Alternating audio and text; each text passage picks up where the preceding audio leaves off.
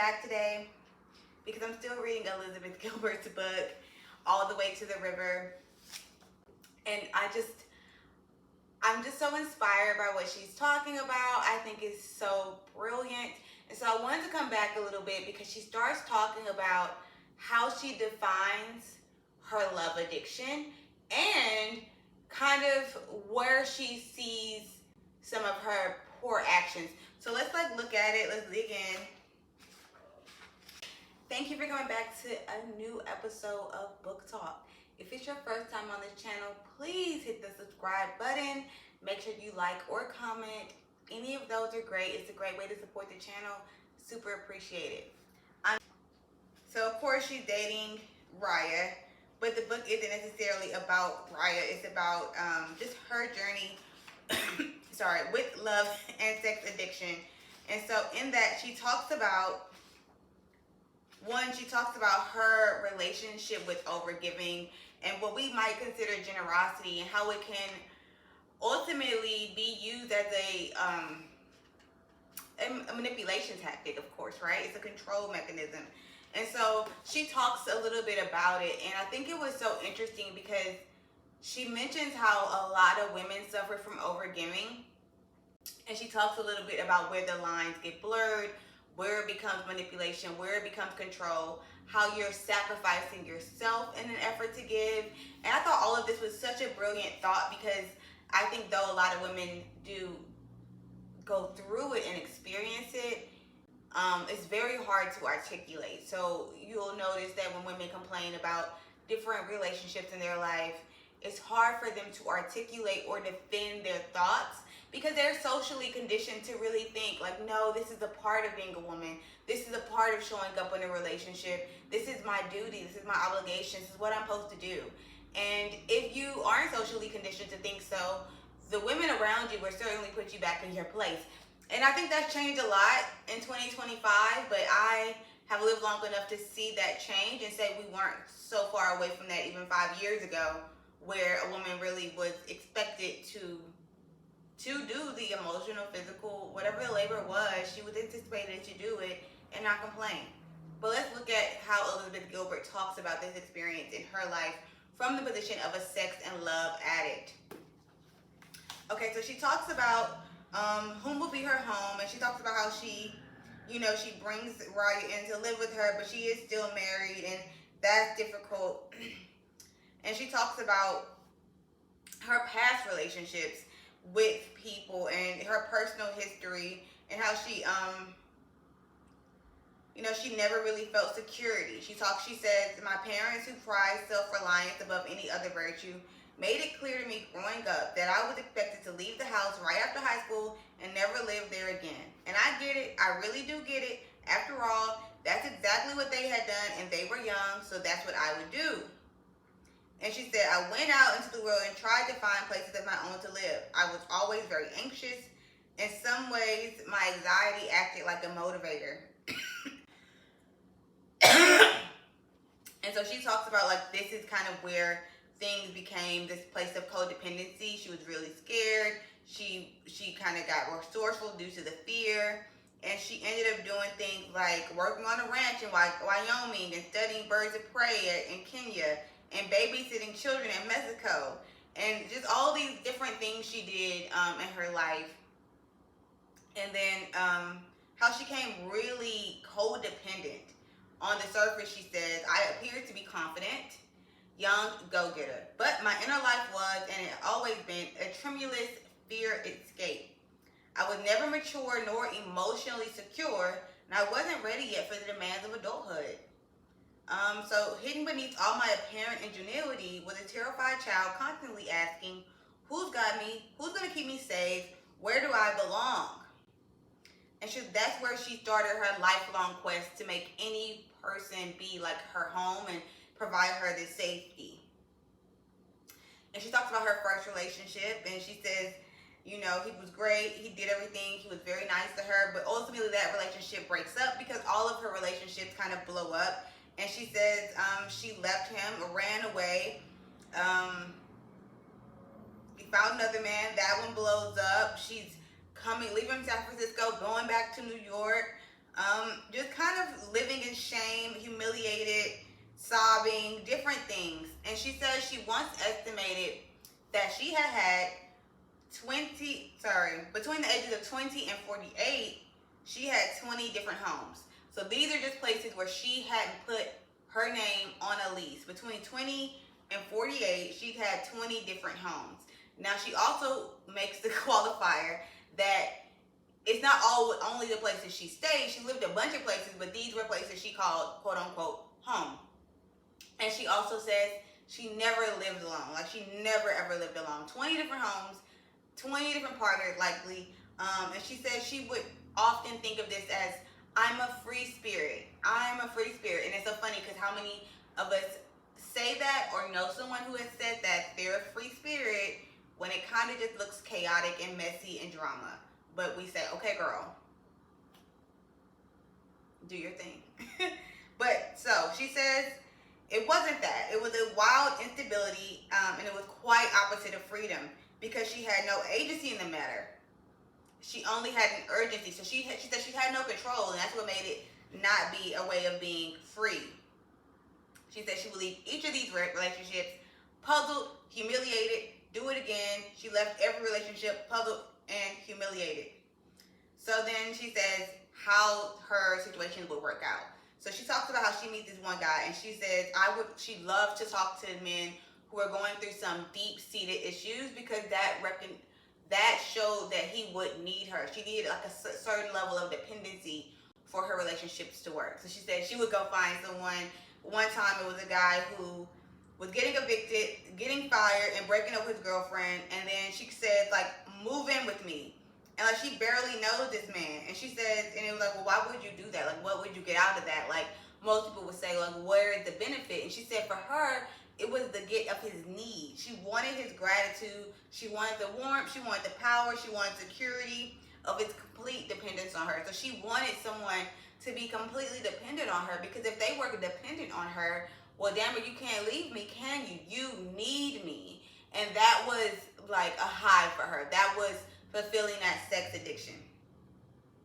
And she said she would have these silent demands, these silent ideas of what she would expect in return of payment that she wouldn't always articulate. But I'm going to read what she says because it's so powerful, right?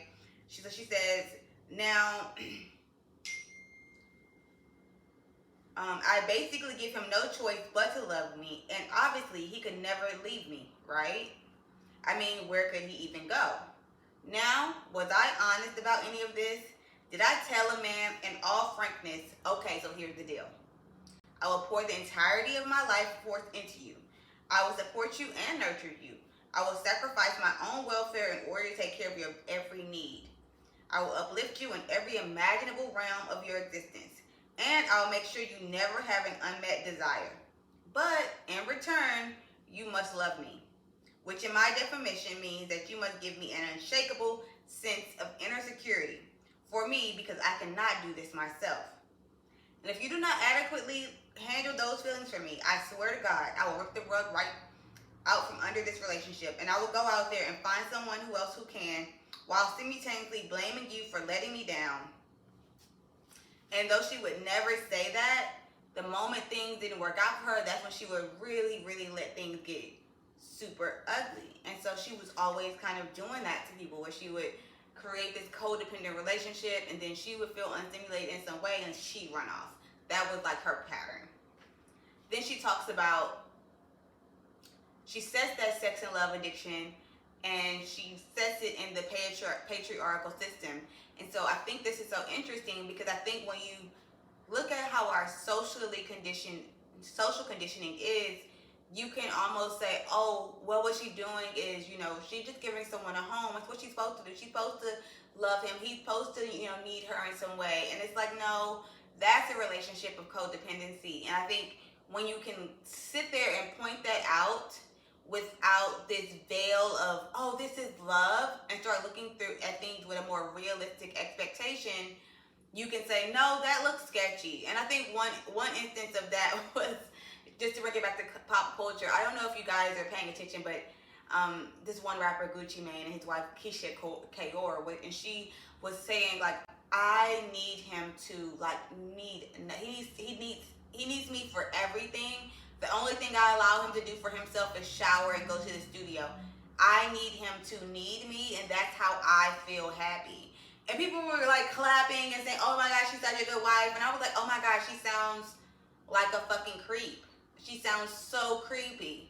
But I think a lot of people in the world, especially in the US right now, have a convoluted idea of what is love, what is reciprocity, what should a marriage look like, what should a relationship look like, what are the norms. Like you see all these podcasts and all these shows and all these ideologies about like who should be doing what and how this should go and should we be 50-50 and all of these questions. And you see people are very confused. So when they see someone talking about their marriage, even if it's steeped in red flags, it's kind of like they just get a clap of hands because, well, they're married, so that must be, they must know, right?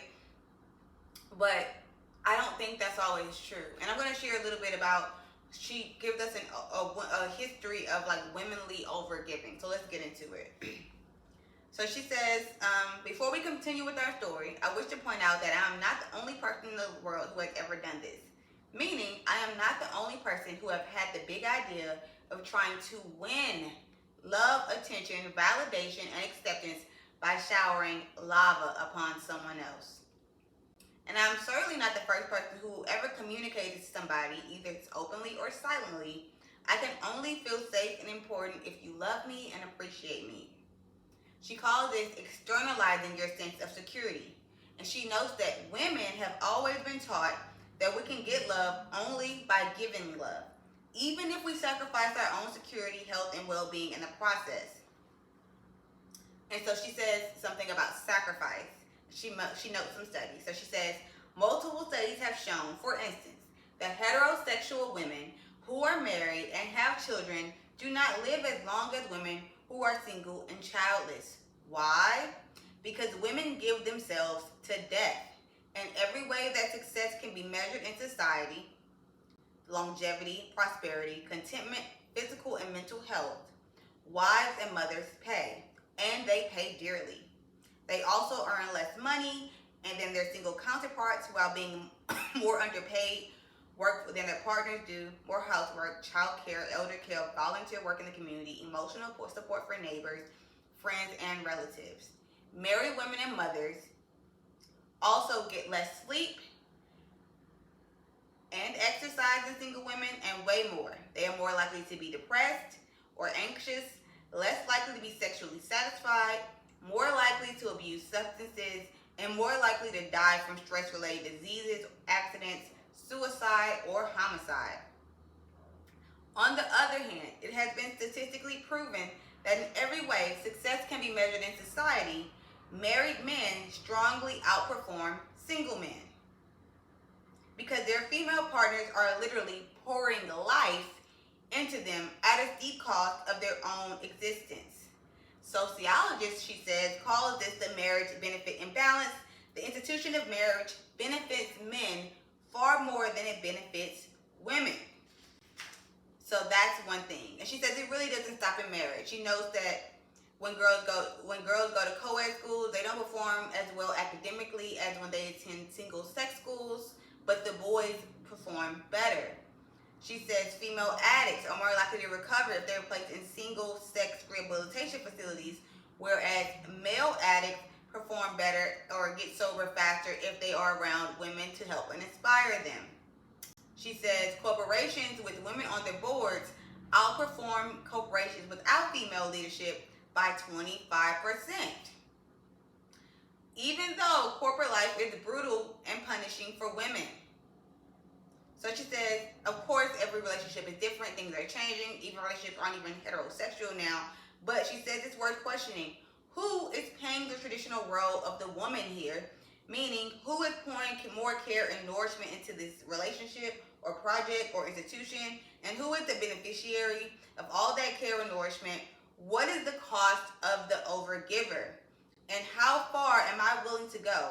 How much will I extend myself, exhaust myself, burn myself out, or manipulate, seduce, soothe, manage, and control others in order to get my own hidden needs and hungers met. And she says for her, she would do anything. That's a part of her addiction. But I think this chapter is really interesting because, well, I'm a woman. And I find it interesting because, yes, I have seen the act of overgiving. I feel like I have found myself in certain states of desperation where I have also acted in a place where I was overgiving. I have felt how it feels when someone is desperately overgiving to me. So I can say it's always been something I saw and steeped in the idea of manipulation and control. Does it always come intentionally and thoughtfully and consciously up in that way? I don't think so.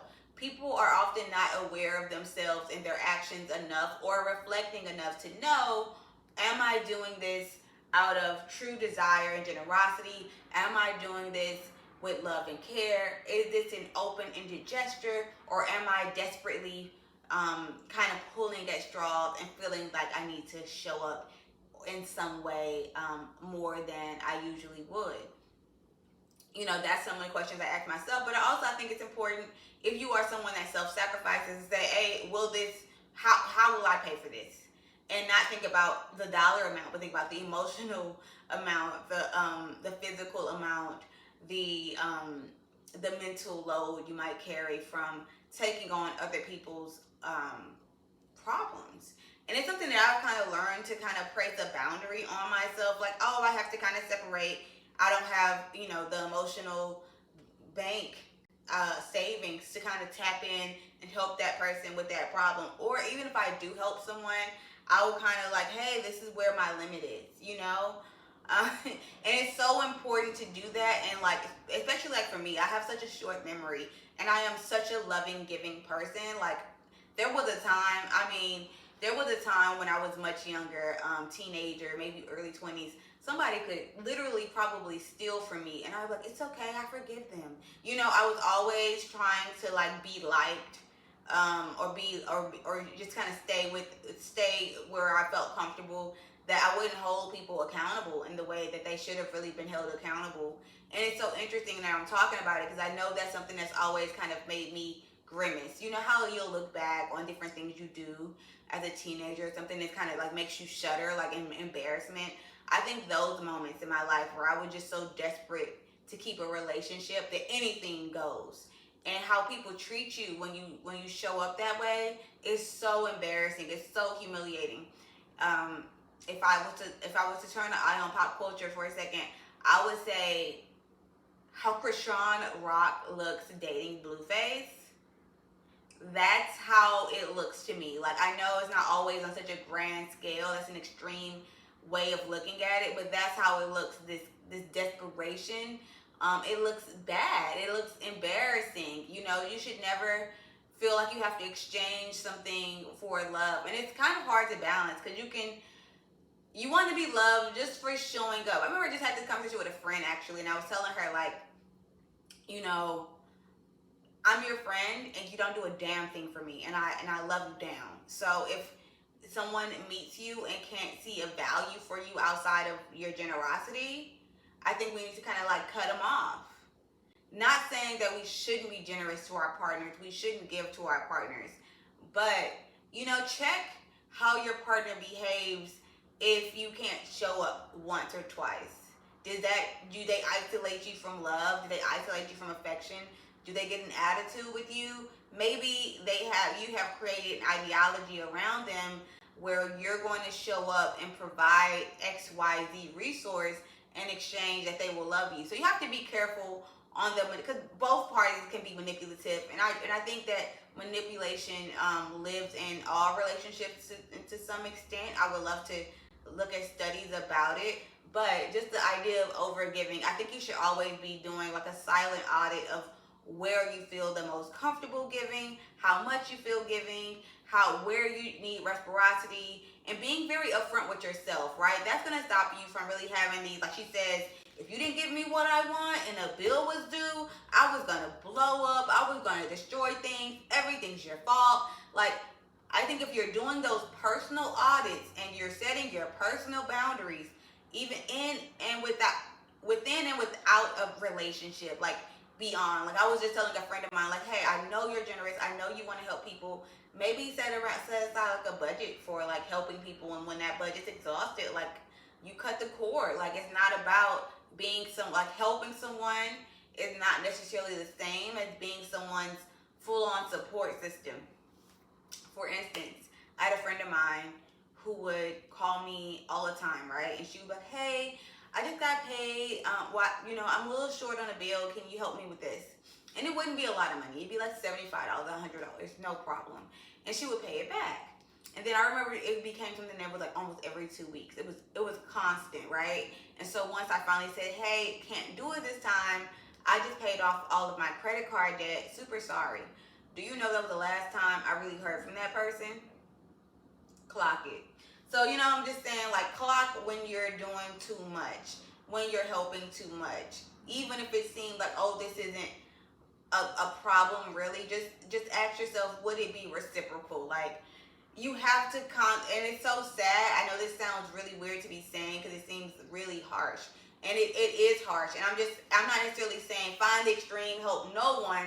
I'm saying to find balance. So don't overgive, don't undergive, but find a balance that feels suitable for you, right? Like find one that fits your budget of emotional, physical, financial, or mental resources so that you don't fall in the trap of sacrificing yourself to the point where you're not healthy, you're not maintaining a life, you're not sleeping, you're not showing up where it matters, you don't look like yourself, you don't feel like yourself.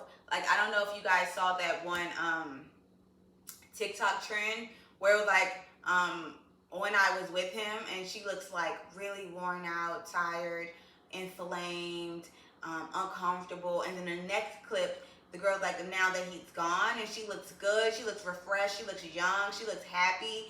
And I think that trend got way too viral and I saw way too many women joining in. But I think if they were doing that personal audit, thinking about what Elizebeth Gilbert is teaching us, maybe that wouldn't be a trend so often. Maybe if women were really considering what is fair outside of the realms of patriarchy or what society pushes on us, we could find a balance and a love that really kind of feels more genuine and less like martyrship.